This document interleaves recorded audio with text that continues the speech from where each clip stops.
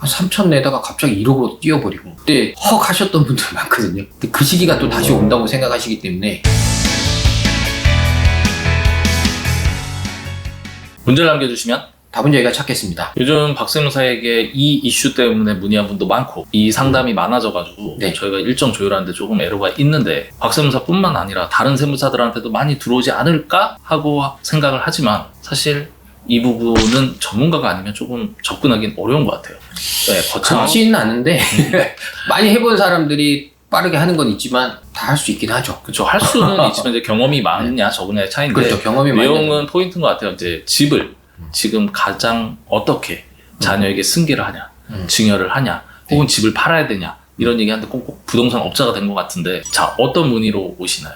이게 지금 화두죠. 사실은 전 국민의 관심사 아닙니까? 전 국민은 아니죠. 5월 9일 지금 5월 9일이 전 국민의 관심사였습니다. 그렇죠. 지나갔죠. 얼마 전이죠. 네. 5월 9일을 기점으로 다주택자 중과가 부활을 한다. 그래가지고 막 5월 9일 전에 지금 뭐 토지거래 허가까지만 넣어주면 또 된다. 그리고 잔금은 몇 개월 내에 치면 된다. 이런 식으로 규제들이 매일매일 기사가 쏟아졌던 것 같아요. 맞아요. 그래서 양도가 많았죠, 사실. 중과되기 전에 팔려고. 그렇죠. 네.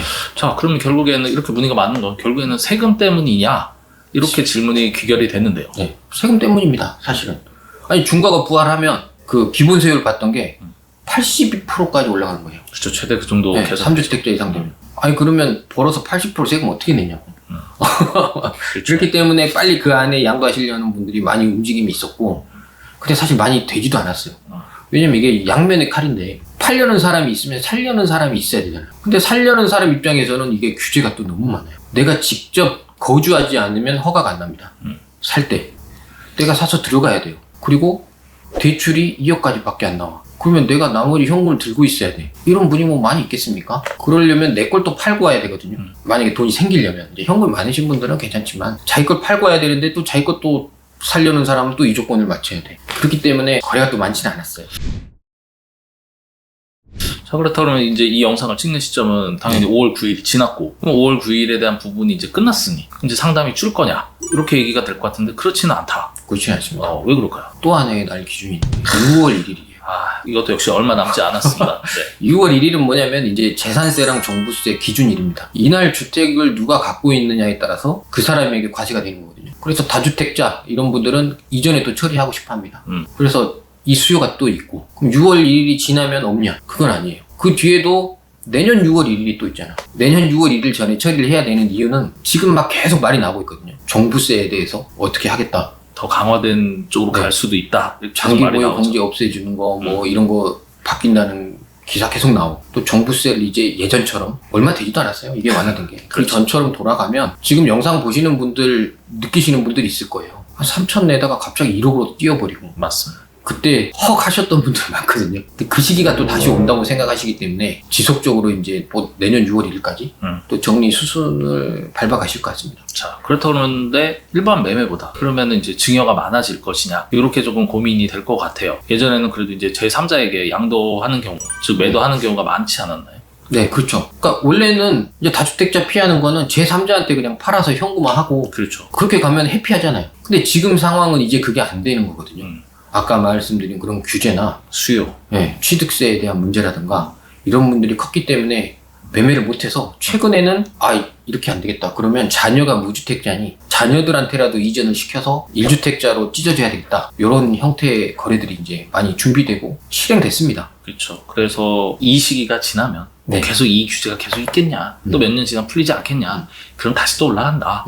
혹시라도 이렇게 생각하는 분들은 매매보다는 차라리 증여 쪽으로 이제 관심을 갖게 되는데, 자, 그래서 배우자나 혹시 자녀에게 넘긴 형태가 많아서 이런 상담 문의가 많은 것 같아요. 그렇죠. 그러니까 이게 가족법인 저희가 상담 많이 하잖아요. 비슷합니다, 결국에. 가족법인이 문제되는 건 특수관계자여서 문제되는 거거든요. 이것도 마찬가지예요. 자녀와 부모의 거래는 특수관계자 간의 거래거든요. 그러면 항상 세법에서 주의 깊게 보는 부분이에요. 그래서 이제 특수관계자 간의 양도다 아니면 증여다 이런 상담이 많은데 뭐 예를 들어서 배우자한테 증여한다든가 자녀한테 증여한다든가 뭐 하다 보면 전세가 꼈으면 뭐 부담부 증여라든가 그리고 뭐 지분을 변경한다든가 예를 들어 공동명의로 되어 있으면 다 같이 다주택자 돼버리니까 지분을 정리한다든가 이런 정리하는 거에 대한 상담이 많고 특수관계자다 보니까 더더욱 주의할 점이 좀 많긴 합니다. 그렇죠. 그 부분은 결국에는 경험인 것 같아요. 많이 경험을 하고 많이 해본 사람이 그런 부분들을 하나하나 짚어서 문제점을 조금 해결해 가면서 합리적인 절세안으로 가지 않을까 싶은데, 요즘에 이런 분이 오셔가지고 제가 좀 황당하긴 했는데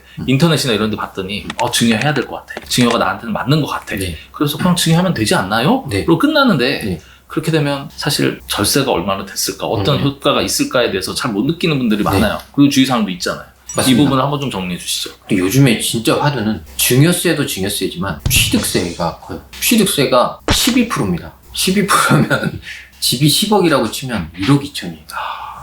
토지거래 허가지역에서. 거래를 못 하겠는데요. 그러니까 그거를 어떻게 잘 줄일지도 고민을 하셔야 됩니다. 그렇죠. 그러니까 증여로 가면 12%인데 이제 1주택자가 또 자녀에게 줄 때는 기본세율로 변경되는 경우. 맞습니다. 근데 이제 며느리가 또 있잖아. 사위나.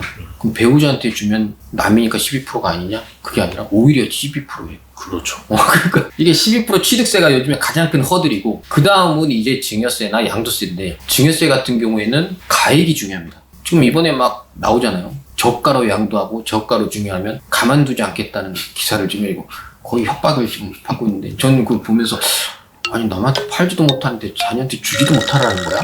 뭐 어쩌라고? 그냥 난 종부세 맞으라는 건가? 이렇게 압박을 받았거든요. 그러니까 제가 집이 두 채가 있어서라는 게 아니라 저는 한 채인데 이런 느낌을 받는단 말이에요. 그죠. 허걱하죠. 사람들 그쵸? 입장에서. 그러니까 허걱할 게 아니라 합법적으로 어느 선에서 어떻게 가격을 책정할지도 중요합니다. 그리고 만약에 양도다 그러면 예전에는 사실 부모하고 자녀 간에 전세 계약을 해가지고 이 정도는 전세고 나머지만 지급하면 됐어요. 근데 지금은 아예 그거 인정이 안 됩니다. 맞습니다.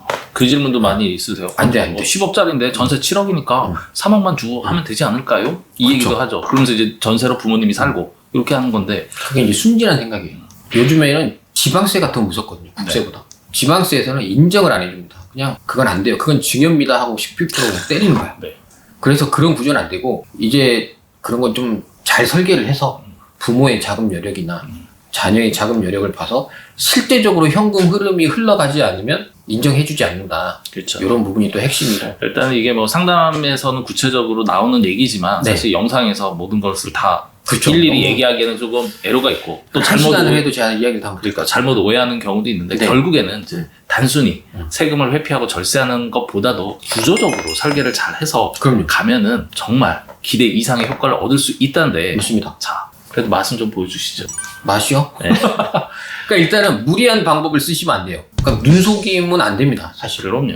이게 주택 거래는 무조건 두 군데의 검토를 받는다고 보셔야 돼요. 일단 저는 세무사니까 국세청의 세무조사의 위험이 있다고 보셔야 되고, 그렇죠. 또 하나는 요즘에 아까 말씀드린 것처럼 부동산 원이라는 데가 굉장히 막강하거든요. 거기서 너 돈 어디서 났니라는 출처 조사를 합니다. 거의 뭐 시스템적으로는 전수조사를 하는 거 있죠. 네. 그러니까 그런 것까지 다 감안해서 플랜을 좀 짜셔야 되고, 결론은 실질에 맞게 하셔야 되고, 편법은 피하고 합법적으로 정상적인 가격을 책정하는데, 이게 정상적인 시가라는 게 사실 없어요. 가족 간의 거래인 경우에 시가를 책정하기는 정말 어렵거든요. 그렇죠. 그리고 요즘 같은 시기에 거래가 없기 때문에 이게 고가인지 저가인지도 내 맘대로 선택했다가는 난리가 나요.